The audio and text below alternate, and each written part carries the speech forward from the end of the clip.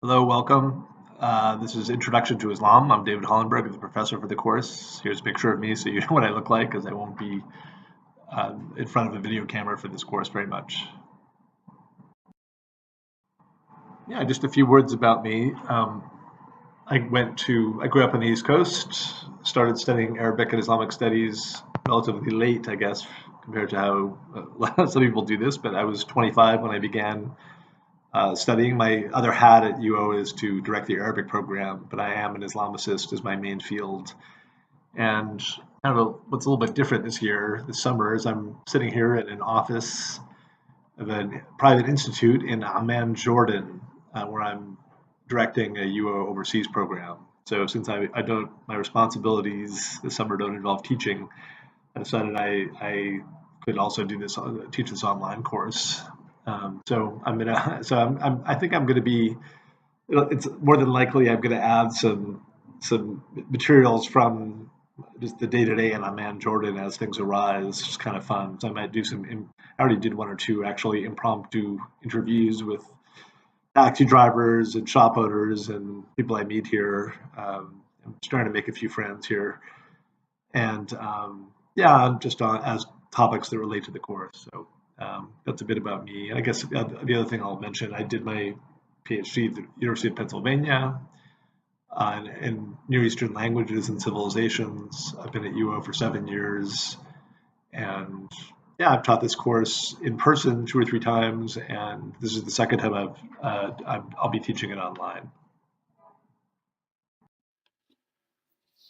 Yeah, your first assignment, and this is to do what I just did.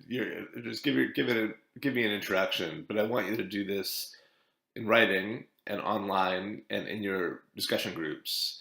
The way the course is going to be organized is most of your assignments on a weekly basis are going to be in the context of a six-person group. So I'd like you to, for the very first assignment, and I'll be putting this on the discussion board later today, just briefly, in 2 or 3 lines, tell me who you are, or tell us who you are, tell you the people in your group who you are, and what brings you to the course. Simple. And this is also going to be a way of getting any bugs out of the system and making sure that you can find your way to the discussion group and write in it. And I'm going to have the question posted on the group, and it should appear simply on the Canvas page.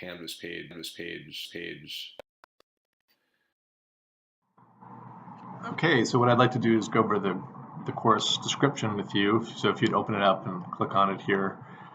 And first of all, I've given the course a new title, Introduction to Islamic Civilization, Knowledge Triumphant, Ilm and the Venture of Islam. Quite a mouthful. But yeah, I think this kind of captures the take or the slice of the Islamic tradition that I'm going to be highlighting here, the knowledge triumphant part. So first of all,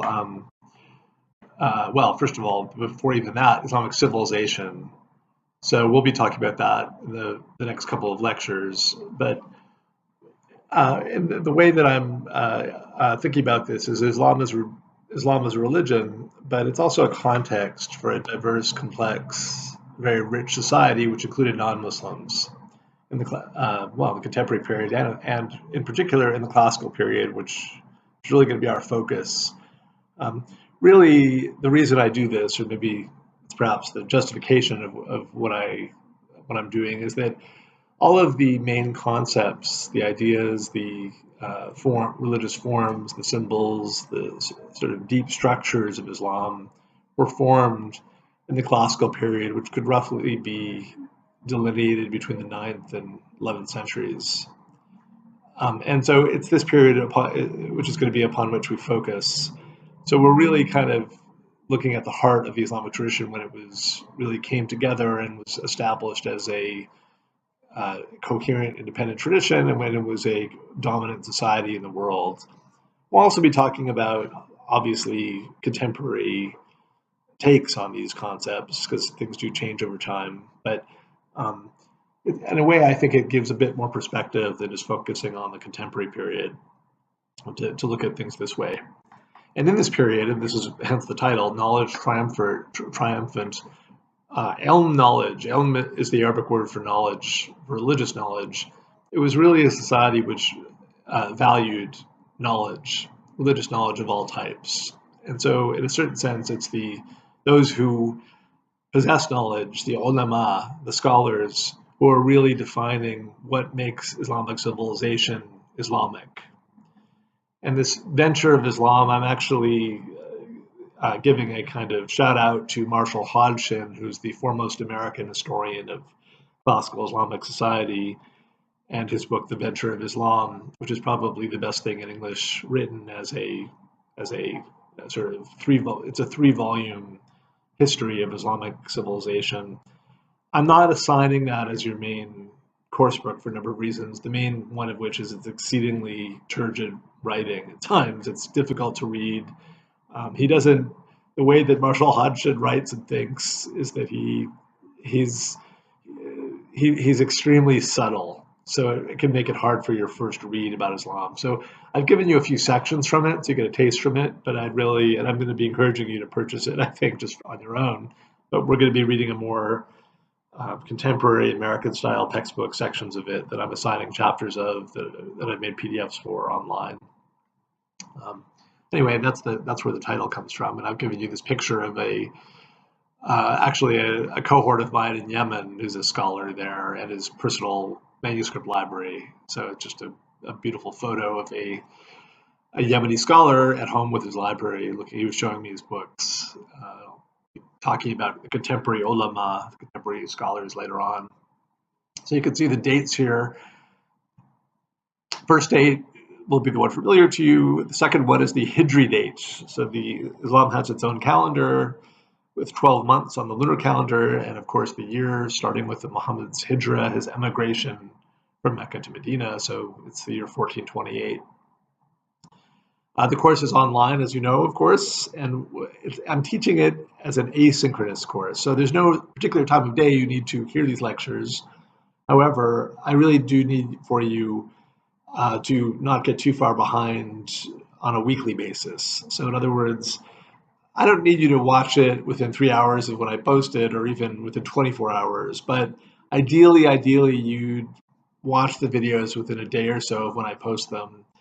And more importantly, you would do the reading, and most importantly, answer the questions within 24 hours. Answer the questions within 24 hours. So a large part of the course, the way I've constructed it, is based upon responses, relatively brief responses to reading and lecture that you're going to be posting online in discussion groups.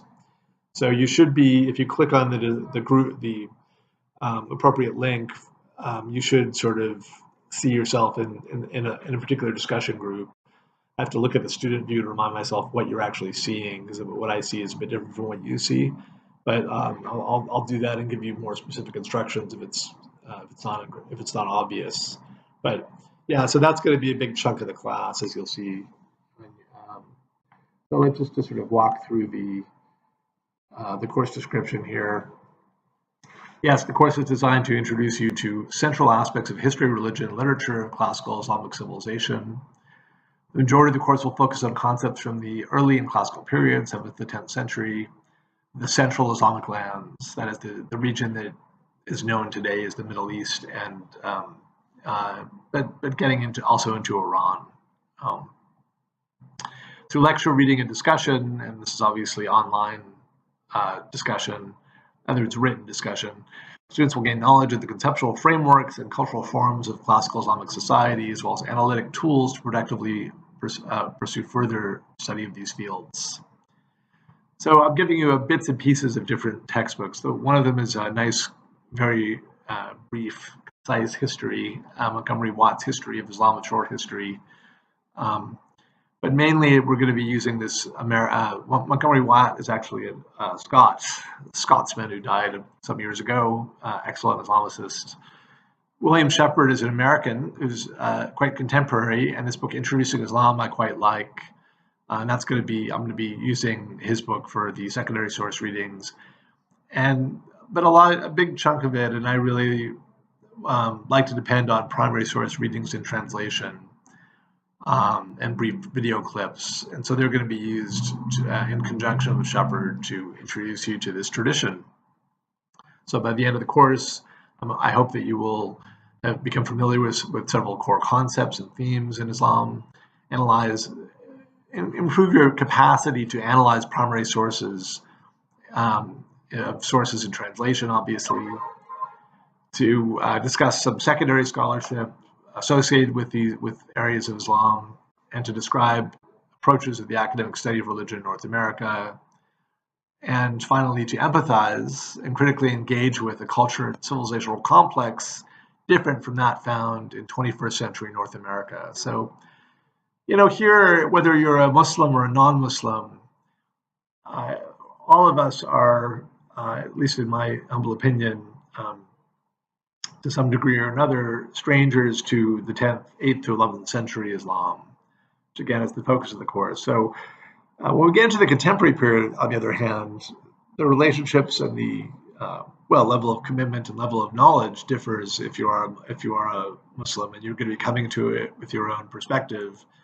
And I actually differ from some professors in that I really do invite that perspective into the class, into the discussion. So there will be some discussion questions where I'm really inviting Muslims and non-Muslims to talk about their backgrounds and analyze it, take a step back and analyze it, but not to be afraid to share what they're coming with, because I think it's interesting and useful. So course requirements, active discussion in the online discussion board. There's going to be some brief multiple choice quizzes, and 2 essay exams. And then there's the breakdown. And you can see I give quite a lot of weight to these discussion board entries, so do take them seriously. The quizzes are relatively minor. They're just to help people keep up on the readings. 2 exams, each worth 25% of the grade. And here I give you all of the readings, by the way. Everything you need is on Canvas. So it would be useful to have a printer so you can take notes on things and to print out some of these documents. I really do think you read better on paper still.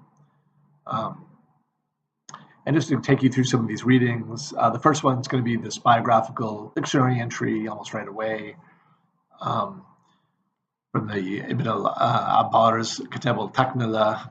So the biographical dictionary these are very, very short biographies of scholars. So again, because the scholars are really, again, what makes the Islamic society Islamic, we're going to be depending on them. So I thought I'd start out with just a brief biography of one of them. Again, Montgomery Watt, Islam: A Short History. When I say Shepard, I'm referring to this book, William Shepard, Introducing Islam.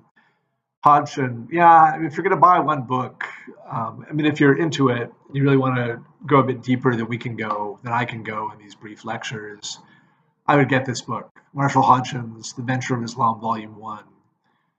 It was first written in the late 70s, I think 78, 79. Again, Marshall Hodgson is, I think, it's not controversial to say he's the greatest American scholar of classical Islamic history that ever existed. He died quite young. He died in his late 40s. It was a real tragedy, despite being a runner, actually. A little personal biography of him. But he had a heart problem, and he actually outlived his father. His father died even younger. So a bit about Marshall Hodgson.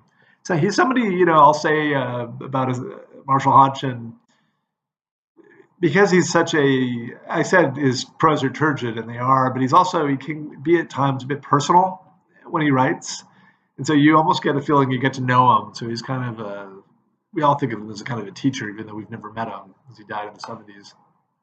Anyway, another document here, the Constitution of Medina source, very, very early, in fact, probably except for the Quran, the earliest extant source from the life of the Prophet.